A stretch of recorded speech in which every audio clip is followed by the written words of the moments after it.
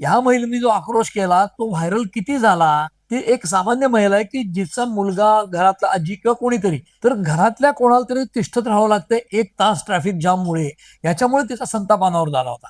त्यामुळे तिने जर एखादी अब्युझिव्ह लँग्वेज किंवा शिवीगाळीची भाषा केली असेल, बाटली त्या मोर्चाकडे रागाने फेकली, रागाने फेकली असेल, तरी ते क्षम्य आहे. तिचा हेतू कोणाला हिंसा करण्याचा नव्हता.